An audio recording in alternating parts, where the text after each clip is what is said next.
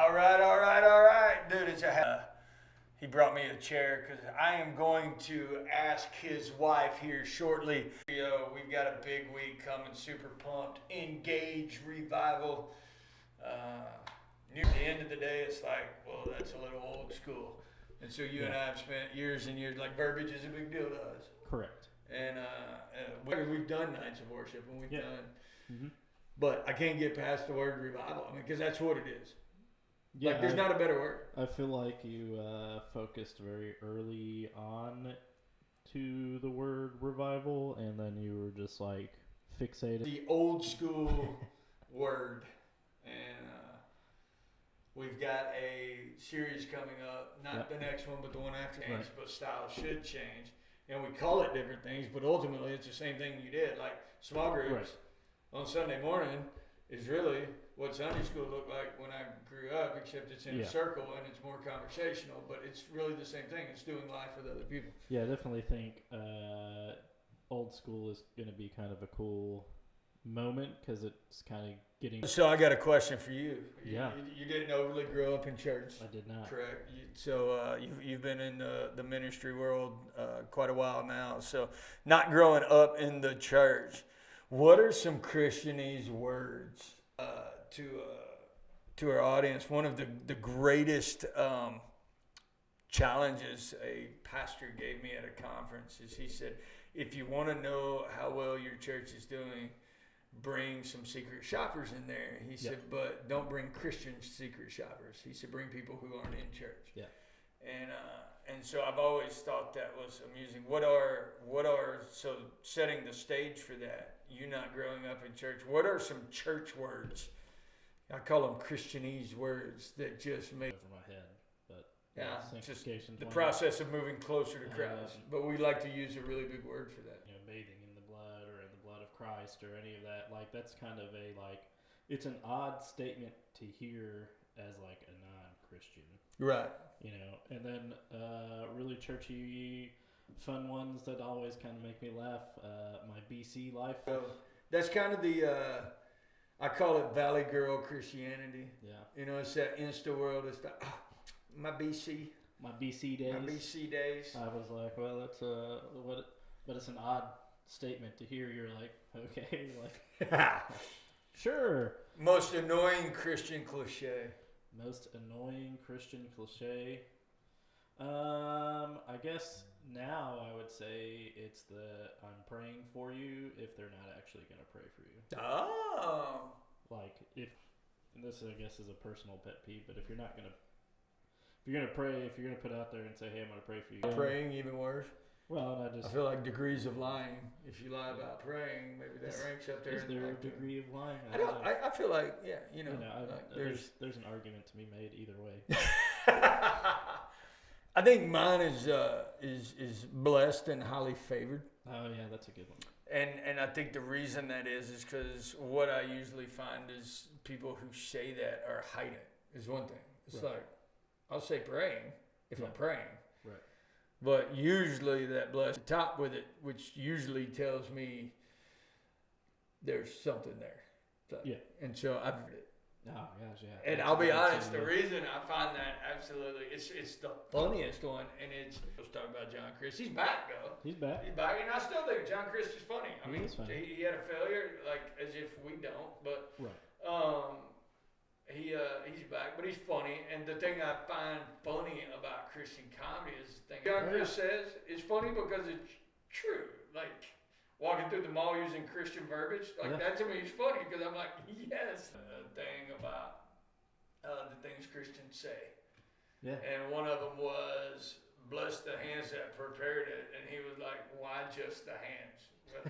Like, is it just the hands that are, but the rest of your body can die for all I care. But man, we're going to bless those hands. You know, and so I always just found that hilarious. And ever since I saw that clip, when I hear somebody say that, I start laughing. I could be somebody could be praying, and they'll say, bless the hands, and at the end of amen, they look up and they're like, what? And it's because I've either laughed out loud, play this stuff over and over and over. He still makes me giggle. He had some influence on you, huh? He did. He was my time cruise because phones don't work. I love to hit those comedy clubs. Now, Yeah. you go to the late night ones, they're too raunchy for me these days, but I love comedy. I wish we had a good comedy club. If I was to ever open my own business that I just enjoyed and I had the money to do it and didn't have to worry about all of that, I would open up comedy, like stand-up comedy. Let people come in and just, you know. And do it that way. Yeah. I like that. I mean, I get that. I came across those in LA. It'd have to close by 5. Not realize. You said, well, they're shutting the bars down anyway. Like, I don't remember what we were talking We about. were talking about attendance at Engage, and you were like, I was like, that was odd to me because we're talking about Engage, which is a revival, and you're saying, well, the bars are going to be shut down. To which Engage is only 6 to 8. So I'm like, how's that going to affect? It just didn't click in my brain. Then this morning I see on AL.com. He had shut the bars down and all of that for 2 weeks, I think, which will not be 2 weeks.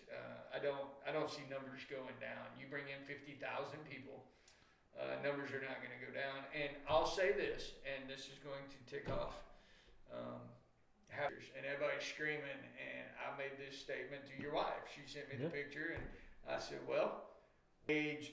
And so I would say from about when do kids start walking? 2. who knows? From about 2 to about 22, you're just not gonna. They're not gonna do it. I just go. And college age kids are invincible, right? But see, here's my issue, and I'll say this, and here's my argument. When you're 20, but I hear you guys talk about all this stupid thing. Now my wife, dude, she screwed up a lot. Yeah, I bet. But me, I've walked that straight and narrow my whole life. There's nothing to do in Iowa but get in trouble. I mean, you got a cornfield. Yeah. And, you know, I just... Casey's gas station. Like, you do have Casey's gas stations everywhere. When you can get gas and that's your number one place, you want to get a loin sandwich. No, that's good. It's like a pork fritter is what they call it. But it's just big up, you know. But yeah, so you know, when I listen to guys like you and Cassie and MK who did all the wrong things in their 20s, it's hard for me. Year-olds, they don't. Yeah. I mean, you don't think about death because you're young, you're healthy. Like I think about death every night before I go to bed because I hurt so bad, and I'm like, man, this might be the night that my body's just gonna give out. Like grand scheme, I just go at the end of the day. The rules are so confusing, right? Oh my God! And so there's this mandatory mask. Right now, as long as we're under 15 minutes, we're fine. Because Corona can't jump in that first 15 minutes. Like it's at school. Don't want to put her on the spot or you to get her in trouble, but how does that seem to be going? I've talked to several teachers and balancing in person and virtual and trying to how does that? How can you effectively serve students you're not in person with? When you're teaching and they're asking questions, but you're teaching, she'll figure it out. She will. I think in our world, that same, you know, I see, and I've talked to several teachers who have asked, you know, how do you balance live and online and all of that? And we're lucky we have you online so you can real time with people. But that's got to. I think the elementary schools have made, and I don't know how you would pull it off in high school, but elementary side of life, they have teachers dedicated to the virtual side and then dedicated to the in-person side, so they're not having to balance it. You can't quite do that in high school. It's not clear. How do you balance that if kids want to do and get into that? And I don't. It's just a weird. I heard a statement that the biggest fear at this point is not the amount of students that get it as far as shutting schools back down. It's not the students getting it, but it's the teachers. Like they've had to send quite a few, you know, in quarantine and all that. They've had to send a lot of teachers home. There's got to be a tipping point. Before I check Claire's temperature, I check Paisley's temperature, I check Quinn's temperature before we even leave the door. Sure. It is, and so I should do it, and it's just weird. It's weird. Well, and it's you do the best you can. Like, I mean, at the end of the day, they've got them going in one direction. They've got hand sanitizers everywhere. They've got a mask ordinance. But at the end of the day, you got 1,000 kids walking around the same building. I mean, I sit there and I look at the mask thing and go, well, what about the keypad that I touch at the gas pump and the debit card machine? To it, I just sit there and I'm like, I'll have a mask on and glasses and a ball cap, and I'm like, I'm about to ask about Engage. We're going to have hand sanitizer stations everywhere. We're going to temp check. Staff's isolated. I mean, we're doing all we can. At the end of like this, I guess we won't have a tent outside, but. Well, I think that a lot of our, like, we temp check our staff and volunteers every their morning routine now. It's like, got a temp check. Routine, and then when they get home, they take their mask off, and we have a dirty mask. And I was trying to temp myself last night, and I couldn't get it to work. And it's, my lack of whatever. And I'm like, why can't I just point this at my head? And I had to get my wife to come in there and check my temp. So I temped out. It was good. It's good. Yeah. It's good evening. I went to bed knowing that I had no fever. You were good. I was good to go. You were solid. So, I'm looking forward to the Engage, dude. I am too, man. I'm pumped. What are your, if you would say, hey, one or two things that I'm most excited about? Is what I'm the most excited about. And I'll be honest, even in the series that we're in, and you've heard me say this too. So, like, we're entering into a part of a series of Revelation. When you dive into Revelation, the front part seems to be really hope-filled, and then there's a point in there that's really kind of dark. I love the study of it, so don't get me wrong, but it is on the darker side of messaging. I watched some of one, and I'm watching some of the others. I can only handle so much at this point, but the conventions, right? So the political conventions, Democrats, we got to shut bars down. Now bars are going to go out of business, and then the campus is going to shut, and this is going to happen. This is all due. And the thing I love about Engage is I get to preach the first night. And I love preaching at revivals. But then I get to sit there and listen to other voices. And so for me, it's going to be a chance to get filled up with the uplift. And I think and so I think the uplift is the number one thing. I think in a world that just seems to be closing in, this is going to be a way just to shine a light in the darkness. This lineup, we've got next gen to some wisdom. We've got some voices that we know and that we've heard, but we've got a couple of newcomers coming in, and so I'm excited about. Saw people that I haven't seen in a while. Yeah, I think people are kind of venturing back. We weren't meant to do life alone. That's not just a cliche. And so seeing people get back together and around each other, and while it's a new normal with all of the stuff, the fact of being around each other would be Monday, because I feel like it's going to be a jam-packed week of just like hitting it, and then Monday is going to be like the chance to reset for us. Reset for us. It is like it's going to be a long one. Been calling for this. You have been calling for it. Baptism on a night of worship. Baptisms like always make me tear up for whatever reason. I don't know. Paisleys I couldn't handle, but I just get pumped about. It's an exciting moment. Mm-hmm. Yeah, we're gonna do communion. All that's coming on Sunday night. I was blown away this past Sunday, dude. I turned around, like I get the list. I know, and like we haven't been pushing membership. We said it one Sunday before it happened. But people just filling out through the Connect cards and stuff like that. And I turned around, like I can hear them. Excited about that because for me, I'm like, they're taking that step. And I think a lot of times you have people come and they'll attend, but for them to take a step, that's usually the life change. Like, it's a good, from a church analytical side, like those are good moments. So you just start going, it's a pat your back moment for sure. Yeah, it is. It's letting you know that the process is working. And we've said it 1,000 times. Church is simple. Yeah. It really is. It's simple. And the junk, it's really simple. So when you start to watch that simple process work, it makes you go, it really hurt my brain. And, because I'm trying not to interweave them too, because I'm so deep into Revelation right now. And one of the verses, I came out last night and Cassie looked at me and I was like, my head hurts. A friend of mine called and they were like, what you doing? I said, digging into the 4 horses of the apocalypse. He's like, well, that's some light reading on a Monday night. I was like, yep. To our team. And that just, that hurt. That hurt my brain. That gets you. That got me. I'm like, my eyes were crossed, my head was hurting, but it was good. It'll be all right. Yeah, I got the email, but I haven't actually. Players. Yeah. And the 4 horses of the apocalypse. That's good. Players and horses, that's what I'm titling. I think that'll be a... People want to know that. Well, when we first started, like we could go exhaustive through the entirety of the book of Revelation for an entire year. Absolutely. But what we've said is, what do people really want to know about? You know, I think that when it comes to the entirety of the book of Revelation and prophecy in general, they want to know what are the signs. Answer that. Everybody wants to know about the rapture. Mm-hmm. We've answered that.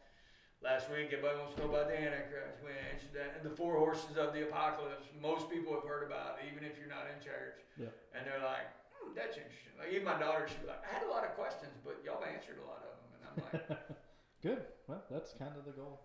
The fact my 16-year-old was even listening is a win.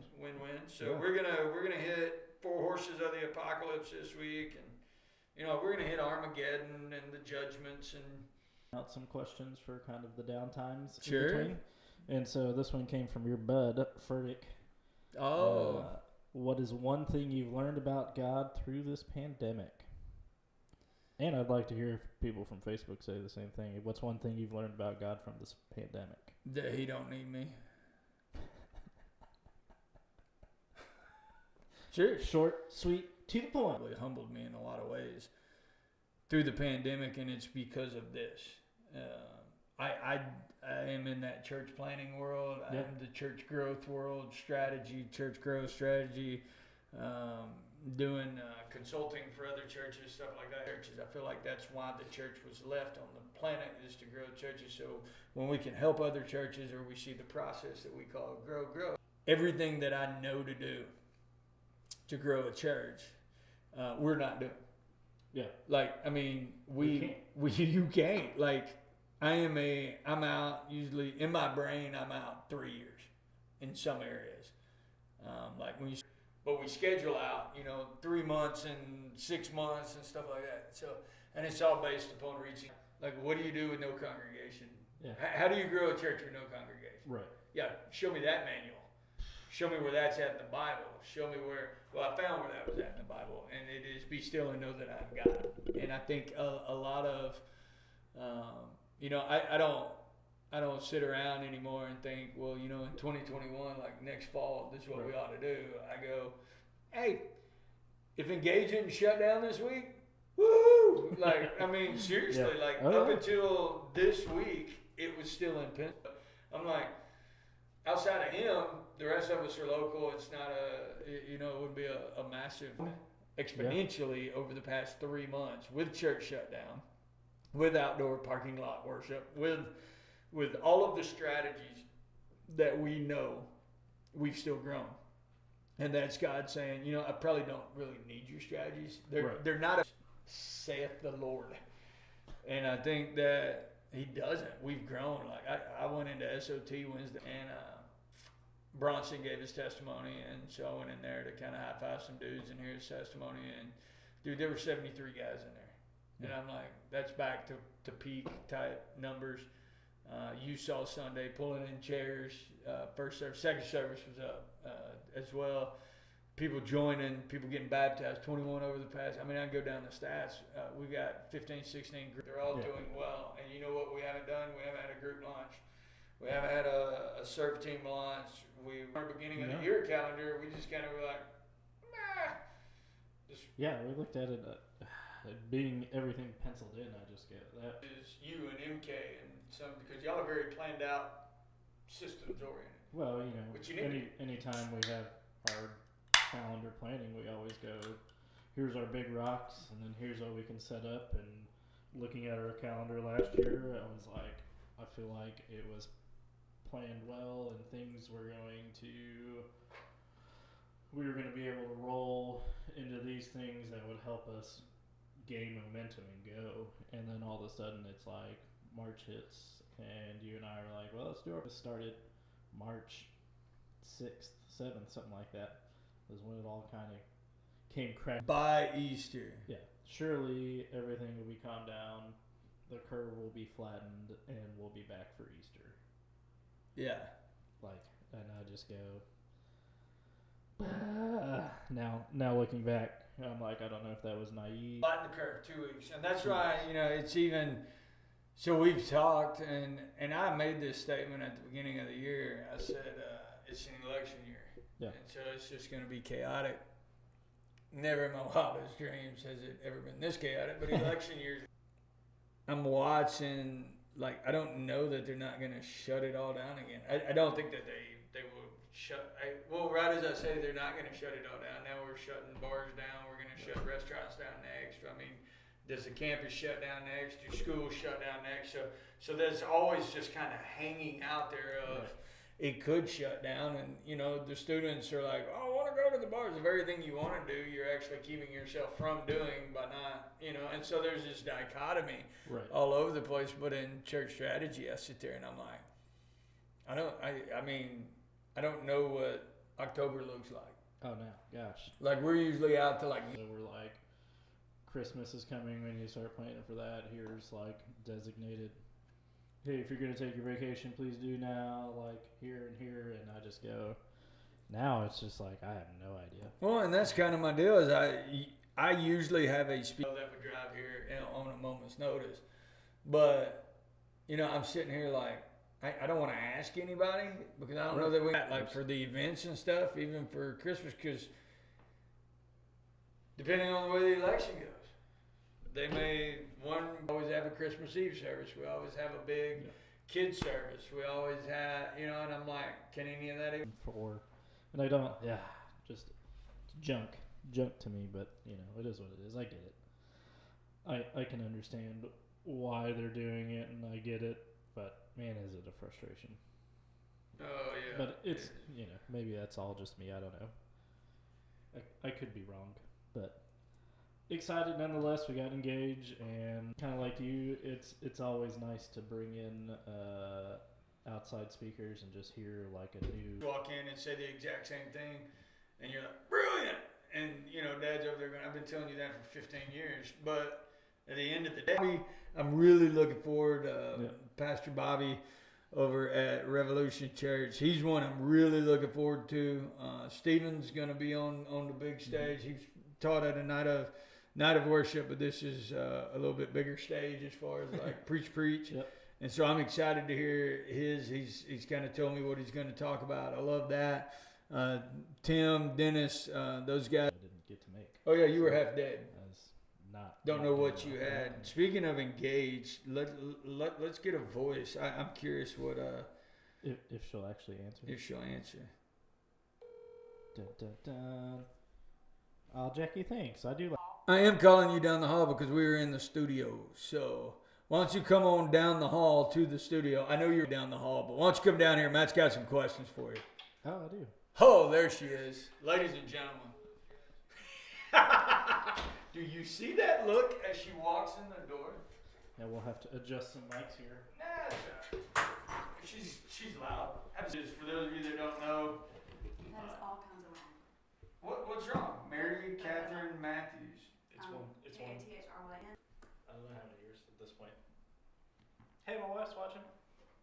What's up? Is her whole class watching? Fossa of worship. There you go. Is that better? Is that spelled right? Good. Yeah, there we go. Sure. I now have MK Mary Catherine Matthews in my phone since I didn't spell it right. It is now Mommy MK. So Who feel like, you know, we normally start off our Sunday morning services with 3 songs, right? Which is great and awesome, but for those of you that love worship, along with the great speakers, I'm not downplaying the speakers, but there's just going to be a lot of really, really good worship. And it's just, we're doing a lot of just big anthems and stuff everybody's going to know. We're not going to add it, actually. Y'all don't really love Jesus. Sorry about that. But it's going to be great. I mean, it's going to be all good stuff. This Sunday, you know, we had COVID, the COVID years. We had our largest attended. Well, that's what it is, dude. There's pre-COVID and there's COVID. It's pre-9/11 and it's after 9/11. I mean, the world has changed. Yeah. And so we had our largest attended church, but I got on afterwards. I didn't actually watch Facebook. Like, I kind of look at it, and that's not counting YouTube and Roku and all of the platforms that we use, our website, all of that. But I'm like, 2,000 views. That's a big crowd. Yeah. And I think Engage is going to be bigger. How do you handle that pressure as a musician? As you sing and the way you're dressed and you know, you don't think about any of that? Why is he doing this? Why are you doing it? It's just same reason I woke up and I give y'all so much because encouragement. So how do you know what our you? focus should be? Not to mingle. Don't mingle. We cannot afford Please any don't of mingle. you. Please stay healthy. We have to temp check you. You cannot pop red. Yeah. Please stay healthy. Please, please, please. Yeah. Yeah. How do you get them amped up every night? Every night because we'll be here for a while. You know, people. Some of my team are going to come straight from work. They're literally going to fly here at the speed of a run through. We're not going to have time to do a complete run through, and that's okay. But I'm really grateful that they're providing food for everybody this week because everybody's got to eat. So let me ask you. So we all know revivals, right? You grew up in church. Revivals, big speakers. Even the speakers preach different. Church on steroids, basically. So everybody's amped up. That wasn't a good analogy, but anyway. It's done. Worship team say like Saturday and Sunday, because Sunday night's actually the biggest night. We got communion, we got baptisms, it's going to be big. Right. But and even mixing up the teams, and I know that you're rotating out. You know, you've got team rotation. We're able to do a little bit of that, but some of my team will be here all week. So how do you amp up, or how do you get your team? I'm hoping they all sleep all day Saturday. Be a mom and have long nights and amp up because you are the driver of. Today. See, there you go. Awesome. I just kind of keep it going. You keep it going. So you're gonna live on caffeine and Jesus this week. Yes. Yeah, absolutely. That's it. Live ready. Off of that one, man. He's like, dude, live As in ready with for the the pressure? Maranatha. Yeah, Oh, okay. yeah. Like so that T-shirt. But I do. Yeah. We'll Welcome to the Word Community Church, caffeine and Jesus. We have coffee at the door of every church. maybe you should rotate it and say Jesus and caffeine.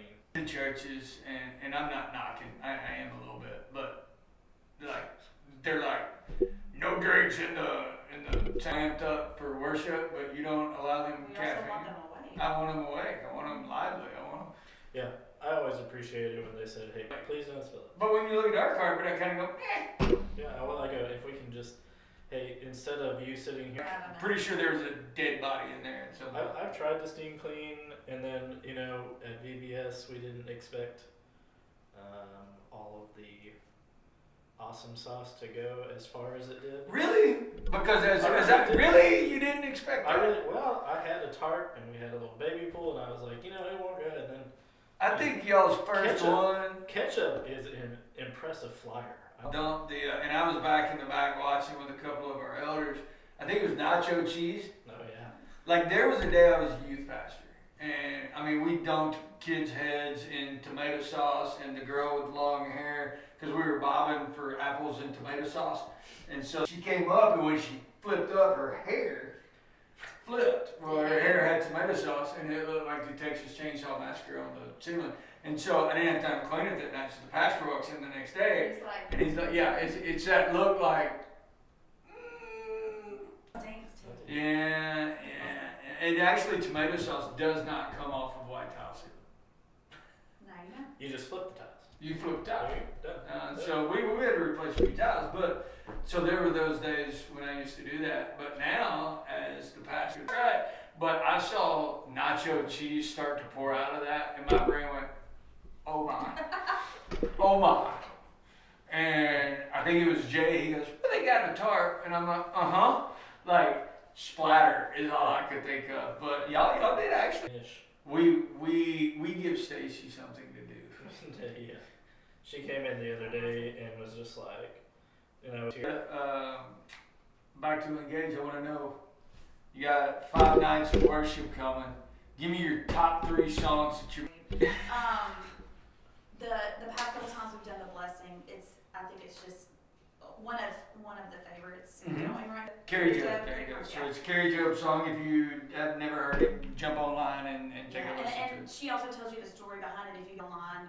She talks about, because it's like several people came together to write it. It wasn't just her; it was several other people too. But Krista Gardens. we're doing. Dude, I get That's one of pumped. your favorites. Pum, pum, pum. Yeah. Like, that's the. And that's literally what I told our drummers. I was That like, is how simple no, I it's gonna be so good. You go bum bum bum bum. They're like, okay.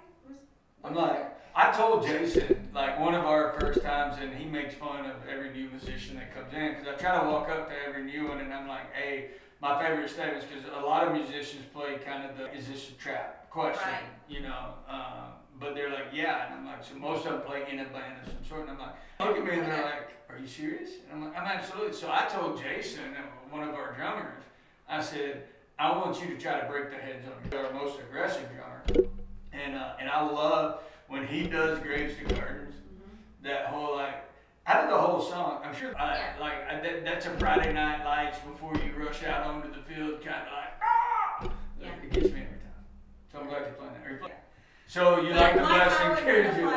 He gets He drives into, it. Oh, yeah. Yeah, he does. And he, on revival nights, he really gets into it. And I love it when he starts walking across stages and starts forgetting, you know, forgetting kind of his words. You can see the shift when that happens.